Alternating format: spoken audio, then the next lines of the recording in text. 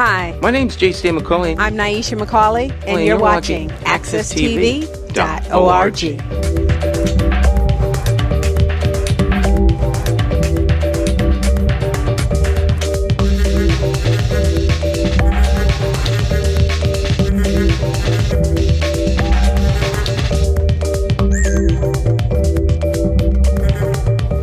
Hi, I'm Nyesha McCauley, and welcome to Civic Beat. As you know, if you've been paying attention to what's been going on in the city of Hartford around residency requirements for municipal employees, but in particular, appointees of the mayor and city council, you know that this is a hot topic, and you know it's been on our mind here at Civic Beat. And so what we're doing today is talking to a council member from the city of Springfield, Mass, to find out more about what goes into city residency requirements and what's it like really implementing it and getting it on the agenda for everyone, that we get buy-in from everyone. We just want to talk about it. So welcome to the show, Councilman Hurst. Thank you so much for having me. It's always a privilege to be able to come and represent my city in another facet. So hopefully you guys will be able to benefit. Awesome. So just before we get started, what has called you into elected servitude? Like what caused you to serve your city? I'll be honest with you. You know, my parents have been heavily involved in the city of Springfield for a long time, and they've always taught me the value of giving back. And so upon graduation from the University of Virginia, you know, I immediately wanted to come home and make a difference. And so I started by teaching high school English while I was going to law school at night. And then from there, I decided I wanted to have more of an impact than just the 90 kids that I would have on a daily basis. And so I ended up becoming an administrator. And from there, I just assumed I would try and have an impact on the entire city. And so I ran for city council at large. Didn't make it, my first time around, but undeterred and ran again. Because I knew that serving the citizens of Springfield was something that I wanted to do. And so I was elected. And I always had my role model, Denise Hurst, who is my wife, who ran before me and was elected to the school committee. So she certainly served as someone that I wanted to emulate. And so, now we're serving together, me on the city council and her on the school committee. And I'm going into my third term, and I love the city of Springfield and everything that we have to offer. That's wonderful. I love the family, the family that politics together stays together. Well, it's early. Yes. The verdict's still out. It always has some interesting dinner conversations, or leads to interesting dinner conversations. But I think all of us are about giving back, and to the extent that we can do it together, even better. So Councilman Hurst, what brought me here today was this conversation about city residency. So we'll just jump right into that. Springfield does have a similar ordinance as Hartford, where is it just department heads or all municipal employees are required to live in the city? It's all municipal employees, with the exception of currently the deputy chiefs of the fire department, or the district chiefs of the fire department, as well as the police union and the teachers union. So only those three unions, we haven't been able to bargain for residency as of yet.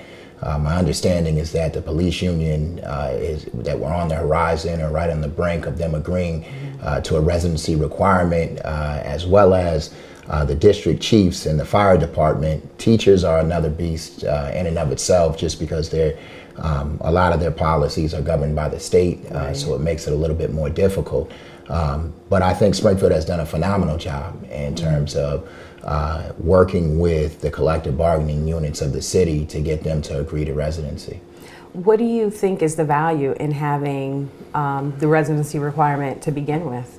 I think there are a number of benefits. As a former teacher, one of the things that, I would always see living in the city of Springfield was that I could have an impact on my students, not only in school, but outside of school. They always knew that anything that I was demanding of them, I would hold myself to that same standard as I was walking the streets in the city of Springfield. And so not only would I demand, my expectations would be set high for them in the classroom, but I also would be able to have an impact on them outside of the classroom because I would see them.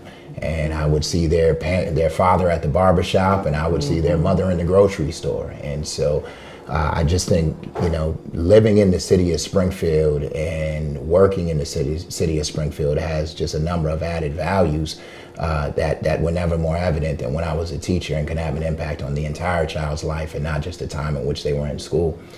Similarly, we have a large amount of blight in the city of Springfield. We have a number of dilapidated houses and then a number of vacant houses, foreclosed houses that could really use those people who are working in the city that care about the city to invest in the city. And so, immediately you'll certainly have, you'll see more of those houses being occupied and bought by those who are, desirous of an opportunity to work in the city of Springfield, especially being that they have to live in the city of Springfield. Right. So do you see it as an issue attracting the kind of talent that, Springfield needs? People may say that. I think there are some people out there that have that mindset, but we haven't seemed to have that problem. And it's also about attracting young people to stay in the city of Springfield. We have a number of colleges throughout the area, and it doesn't make sense for us not to take advantage of those opportunities to attract them to stay in the city of Springfield. And what better than high-paying jobs to do that? So in your experience, what's the sentiment like around this issue? Like in Hartford, we're having multiple discussions about it and people are debating this issue. Do you get that kind of debate about it here in Springfield? To the residents, it's a no-brainer. They want more services. And so if you increase the tax base, then naturally as a result, they will receive better services. And in addition, you have your small mom and pop shops. We have a lot of small businesses in the city of Springfield. The trickle down effect from the more people working and living in the city of Springfield is enormous. And so now those tax dollars, that city revenue that we pay out is now staying in the city of Springfield, which I think is critical. And it ultimately makes it a better place for everyone, whether you live in the suburbs of Springfield or whether you live in the heart of Springfield. So any barriers that you see to teachers union, we won't go there. But what's the typical barrier? People with the union in particular. I think the barrier is making sure that we are all in agreement that there is a residency ordinance in place, and we fully expect for as a component of any negotiation that residency remain in that particular contract. So every time each union goes back to the drawing board, they know that based off of the residency ordinance that it's a no-brainer. And so it's a non-starter if residency is not included. And I think, there are some times in which you have to get creative. Sometimes you have to grandfather people in, and anybody who you hire from that point forward would be subjected to the residency requirement, which is how I think our director of HR has been able to reel a lot of collective bargaining units to the table and actually get them to be receptive to residency, and that's been effective. No, this is awesome. I really appreciate you taking the time and sharing a little bit more about Springfield. So, as we go back to Hartford, want to talk to more residents and talk to more of our elected officials about, this idea of how residency impacts the entire community. And it seems like in Springfield, there's more of a Springfield pride. Well, and I'll give credit to a lot of the people that came before me. I certainly don't want to take all of the credit. We are still a work in progress, and again, we don't have every unit that is abiding or that is subject to the residency requirement. So there is work to do. Right. But what I do think is we have a good foundation and we have something to build off. And then I think we also have we all are on the same page in terms of what we want for the city of Springfield. And if you talk to the residents, they will tell you in a heartbeat that they want people who are making these big time dollars to live and be invested in the city in which they're receiving these large paychecks from. And so, if it starts, if you start with that premise, we're here and we're elected to serve the people. And so we ought to be taking into consideration what their wants and desires are. Then you'll get over a lot of the hurdles that might not necessarily be hurdles once you start working through the issue. It is by no means easy, but I think if people are committed to it, then they will see it happen. And I think the residents of Hartford will benefit as a result. All right. Well, thank you so much, Councilman Hurst. I want to spend some time in Springfield, and so maybe next time we come back, take us around and show off that wonderful Forest Park, and we will show off the variety of different neighborhoods that we have, and I think we're moving in the right direction.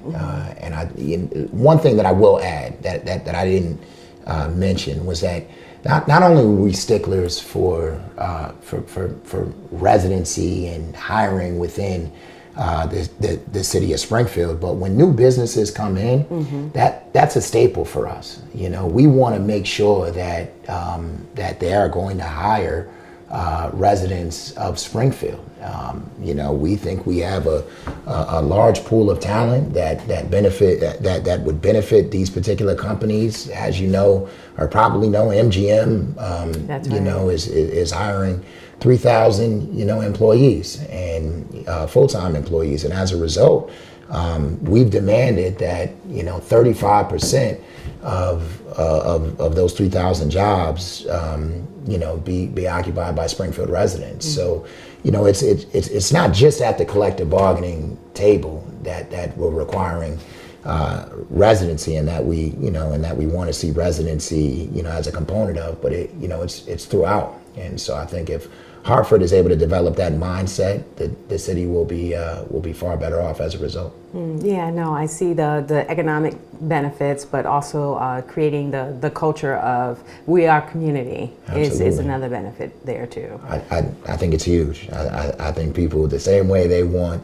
to see their electeds, in the city and throughout the city, is the same way that they want to see their director of DPW and the mayor's chief of staff and anyone else who is in one of those leadership positions. If the city is not good enough for you, then what does that say about the city? And so I think if our leaders take on that mantra that this city is good enough for me, then I think those who fall under them will also start to believe in that.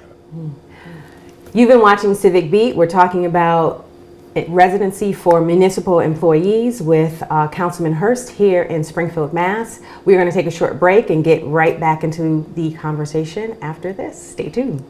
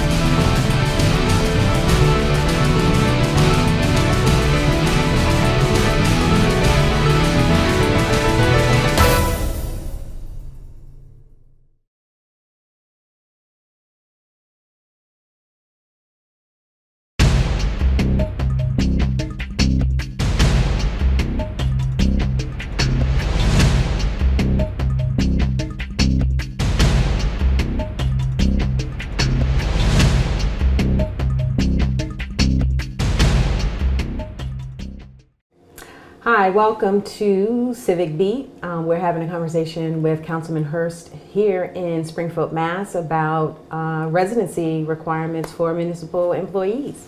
So we were talking when we started the program. Councilman Hurst, thank you again for joining me. We were talking about just, how residency impacts the city and how people feel about, how the elected leaders feel about it and being of one mind. But I wanted to also talk about how it's enforced and the mechanics behind how does it all work out?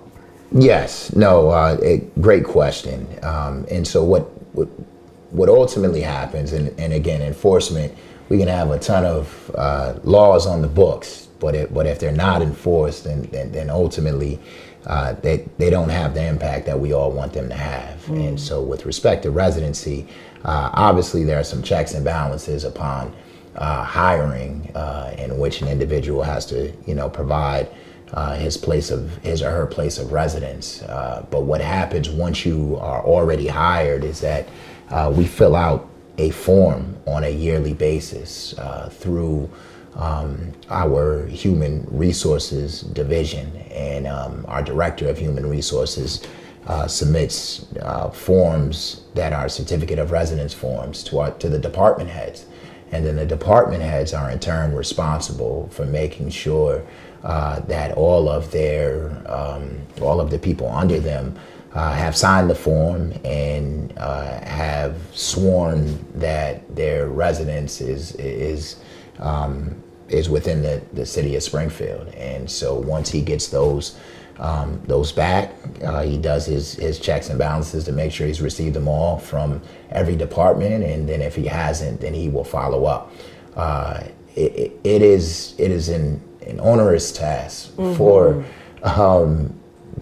our HR director, and so really the only time in which a red flag is waived, is waived, is if somebody brings an issue to him. So, for example, if somebody was living in Springfield at the outset or upon being hired, and then no longer lives in the city of Springfield, and it's reported back to him, then now he has to do his due diligence. And it's supposed to be the Residency Compliance Unit, which consists of our Director of HR, along with a police officer who in turn do an investigation. Ideally, that's what is supposed to happen. That's not necessarily how it always happens, but to the extent that is necessary, that is on the books. In addition, what we don't have that is in the ordinance is a Residency Compliance Commission, which serves the same purpose, but you have people that are appointed, 5 individuals by the mayor, and then we have an affirmative action officer, as well as a member that is appointed by the city council. Wow, Springfield is not playing. Wait a minute. Okay, wait, back up. You have a unit which consists of HR and a police officer. Yes. And it can, so there's investigative powers there. Yes. Too.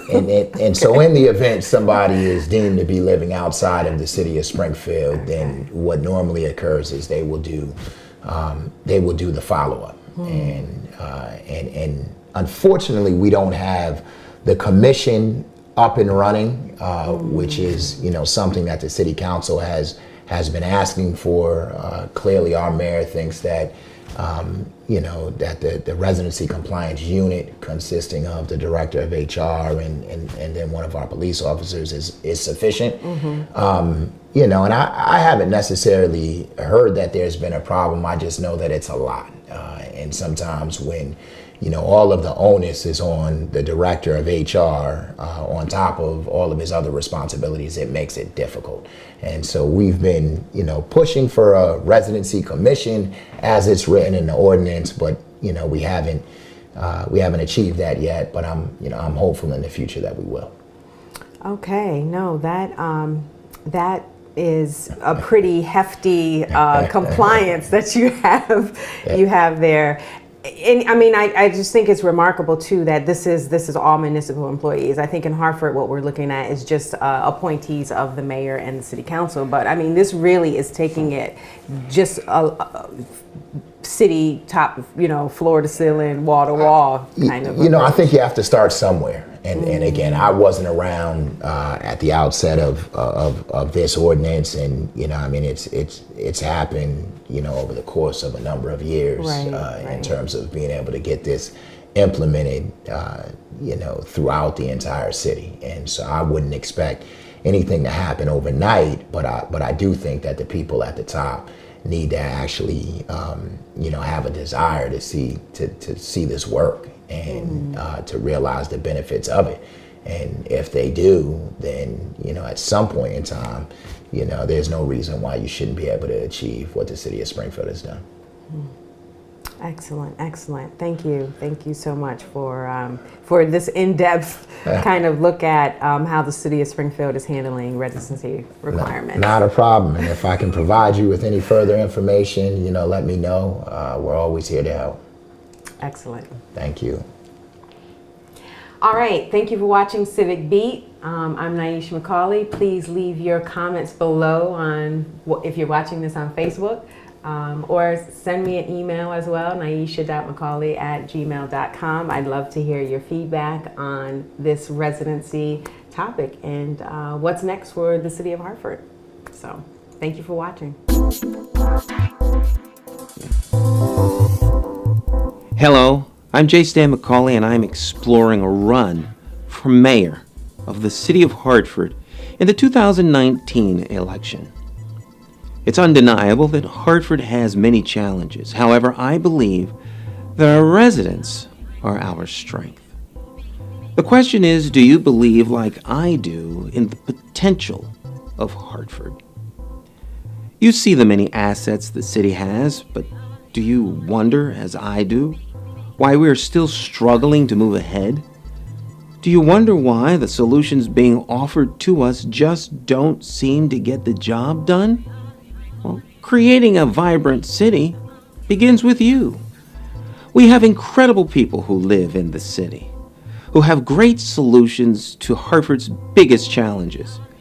But you don't always have a platform to have your ideas heard, let alone given an opportunity to co-create solutions that work for you, that work for us, that work for Hartford. Hartford's journey will be bumpy, and we'll continue to face highs and lows that challenge us to work smarter and come together as a community that is willing to capitalize on the power of our collective diversity of thought. The challenges facing Hartford will require each of us to act, whether in small ways or big ones. If you're with us on this journey, give me a call at 860-944-9797 and host a listening event for me. Invite a few of your friends so we can explore the possibilities together for a better Hartford.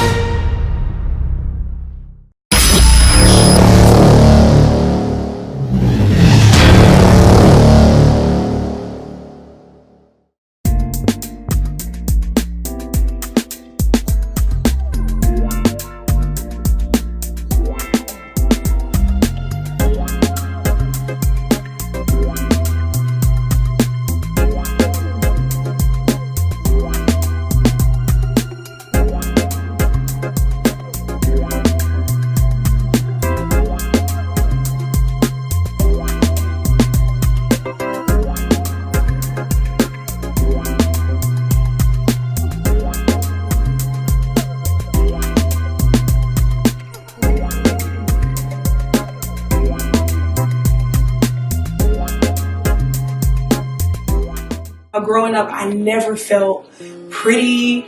I never felt like I was just beautiful. I did not think I was beautiful. I started to look at myself as not pretty because my skin was dark. Dark skin was equal to being ugly and light skin was equal to being beautiful. I don't know, I never felt like I was enough. But when they saw me with makeup and with my hair all done, people treat you completely different. What is it about me? Why can't I be beautiful?